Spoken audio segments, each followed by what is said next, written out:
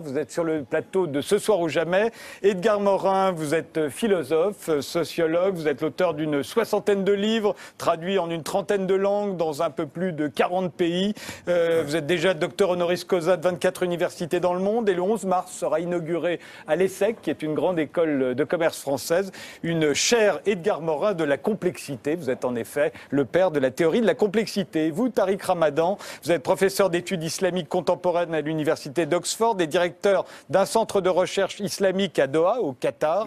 Il y a quelque chose que vous n'abordez pas, c'est la liberté d'être irrespectueux à l'égard des religions, qui est un problème qui se pose en permanence parce que ça froisse des gens, cet irrespect. Certains vont appeler ça même du blasphème.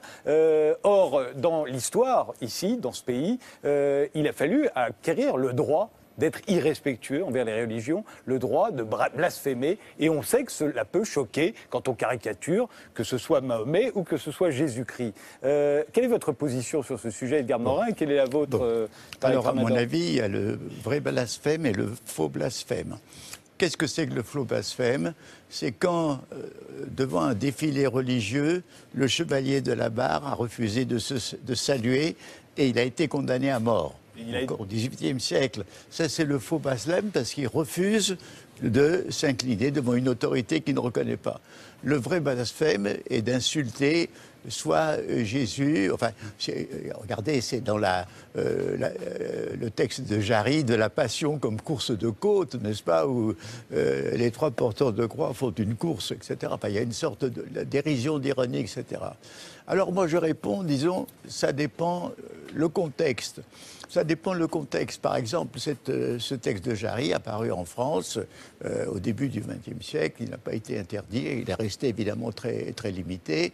Je crois qu'Aznavour a fait cuire un œuf sur une poêle à l'Arc de Triomphe, ce qui est un blasphème par rapport aux soldats inconnus.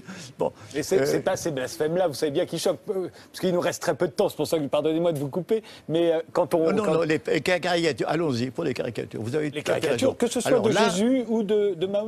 Voilà, vous avez. Alors, moi, je dirais que là, il y a un conflit éthique, un conflit entre deux impératifs éthiques et qu'il faut à un moment donné défiler. Quels sont les deux impératifs éthiques? Le premier, c'est de la liberté d'expression, quelle qu'elle soit.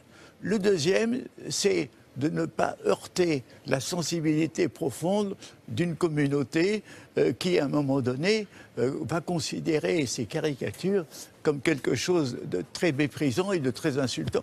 Ce qui, dans là, est vrai, mais la question, justement, c'est que ce mépris et cette insulte ne sont pas des choses qui sont sans conséquences ou de très petites conséquences, ce sont des choses d'énormes conséquences qui vont être amplifiées. Alors, donc, d'un côté, il y a quand même un minimum de respect des valeurs, ou de respect de la paix publique, ou de respect de la croyance d'autrui, et de l'autre côté, la liberté. Dans le cas des caricatures, moi, je suis mis du côté de la respect des communautés. Ces caricatures, elles n'ont pas de sens. Qu'on fasse des caricatures des imams, des caricatures des musulmans, qu'on fait une caricature je trouve très bien, mais je pense que, vous savez, c'est le degré de sacralité qu'une communauté accorde à ce qui est pour elle le suprême, le supérieur. Là, il s'agit du prophète Mohammed, et là, bon, c'est une chose qui est hyper sacrée, alors que dans le monde occidental, européen, au cours des siècles, il y a eu une désacralisation pour les non-croyants. Il y en a qui ont été choqués par certaines pièces de théâtre sur Jésus-Christ. Il nous reste 2 minutes, Tariq Ramadan. Juste une chose par rapport à ça, parce qu'il y a la position de principe. La position de principe d'Edgar, que je pense qu'il a posé les termes. C'est-à-dire, c'est éthiquement, entre la liberté de dire ce que l'on veut ou de tout dire, et puis le respect des sensibilités et du sacré de chacun. À partir d'un certain moment, il faut faire des choix, et dans les sociétés, on les prend, on fait ces choix-là. Ensuite, il y a 2 points. Alors moi, je suis pour le fait qu'on soit dans cet équilibre-là. En tout cas, qu'on n'évite pas ce débat. Ça ne veut rien dire. Je suis pour la liberté absolue, et ça ne veut rien dire respecter ma sensibilité. Il faut qu'on débattre. Raison pour laquelle il y a 2 choses qui me paraissent importantes dans le débat qui était en Europe ou en Occident, c'était de dire attention aussi à ceux qui sont des provocateurs et qui ont parfois utilisé ceci, soit pour alimenter la controverse, soit pour se faire de l'argent. Ça, je trouve malsain, parce que ce n'était pas du tout poser les termes du débat. Maintenant, ce que j'ai dit à ceux qui étaient les croyants, qu'ils soient d'ailleurs ceux des chrétiens avec lesquels j'ai parlé ou les musulmans, c'est dire, écoutez, au nom de votre spiritualité, au nom de votre esprit et de votre rationalité et de votre spiritualité qui vous permet d'avoir une maîtrise de soi. Prenez de la distance. N'entrez pas dans cette espèce... Le contraire de la spiritualité qui prend de la hauteur, de la confiance, c'est l'émotivité qui réagit et qui va insulter, qui va rentrer dans cette controverse. C'est pour ça, à mon sens, qu'il y a un vrai travail de réconciliation à faire dans les spiritualités sur le sens profond des choses.